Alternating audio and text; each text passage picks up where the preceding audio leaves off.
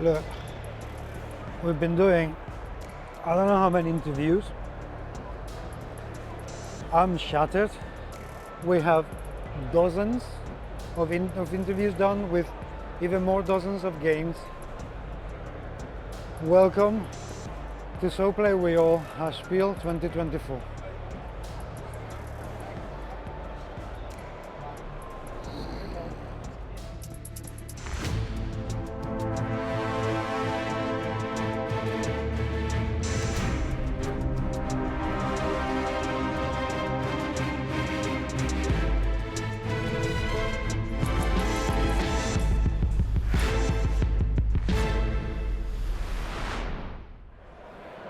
I'm with Jelly Games. I'm with Jacek, who is going to show us a number of games. So there will be more videos about this. But we're going to start with Fixer. Disclaimer, this game is not out yet, so we cannot show components, but we can show you the box because it's already looking very, very cool indeed. Thank you. And I like trick-taking games, so I want to know all about it. Perfect. So tell me about Fixer. Yes. So Fixer was designed by our in-house designer at Jelly Games, Takaki Ida. He also happens to run the Jelly store that we have in Japan. So Fixer is a trick-taking game for 2 to 4 players, okay? And it's one of those games where you play into arenas.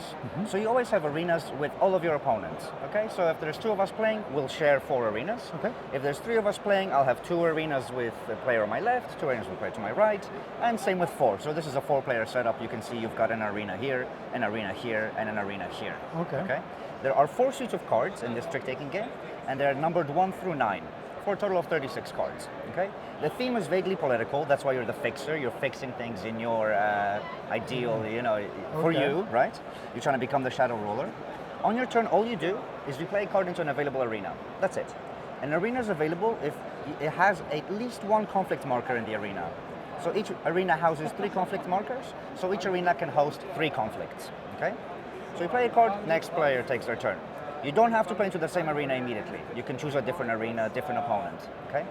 However, it's a must-follow trick-taking game. So, if I play a blue card, you have to play a blue card if you're able, okay? If you're not able, you can play any card you want, of course. As soon as there are 2 cards in one arena, we do conflict resolution, okay? If the suits are the same color, then you check the higher number. The higher number is the winner. The winner takes the loser's card face down as victory points. Okay. So if the 6 lost, I just gain 6 victory points, okay? I also remove a conflict marker and put it face down on that card. Okay, the arena now has 1 less conflict that you can play there. Okay, but the loser of the conflict takes the winner's card either into their hand or discards it from the game. So you can gain a stronger card for the future or get rid of it. Okay. If the suits are different colors, then we have a color compatibility chart, right? So like red always beats green, green always beats blue. The colors might be wrong, but you get the idea, right? So you check that. Everyone has a little summary card. And that's a critical victory, okay? So the winner takes the loser's card face up to indicate they don't have that color anymore, and they take a face-up conflict marker. Those are always worth 4 extra victory points, okay? The loser does the same as before. Once all the conflict markers are gone from the arenas, the game ends. You add up all the points of the cards on your face-down, face-up cards, any face-up conflict markers, and the most points wins the game. And that's Fixer. That sounds very simple.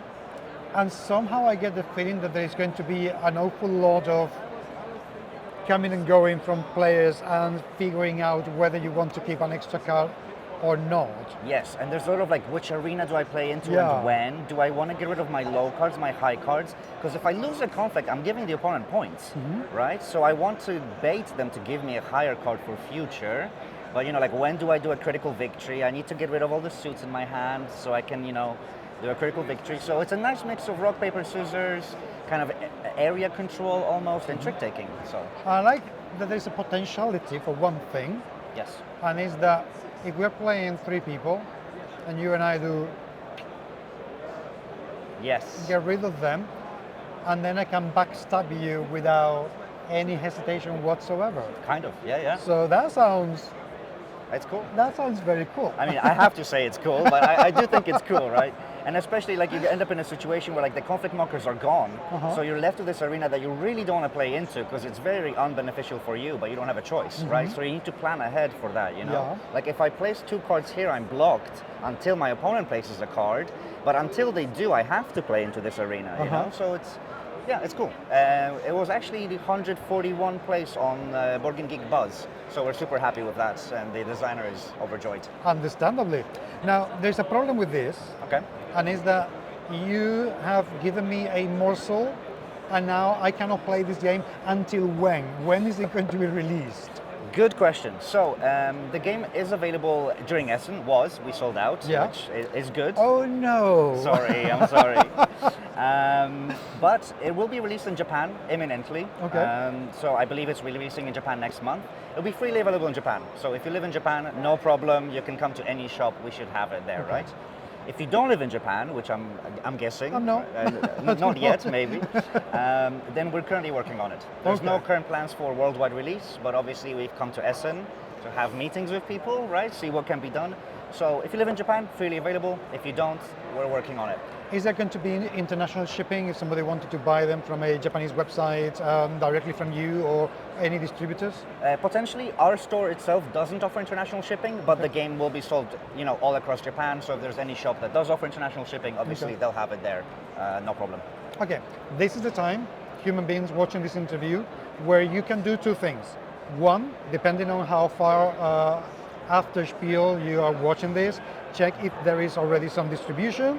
Or secondly, cross your fingers so it actually there becomes some distribution for this. Or visit us in Japan, option 3. Yeah, that's actually it would be a very expensive way to go and buy a game, but it would be the coolest way to go and buy a game.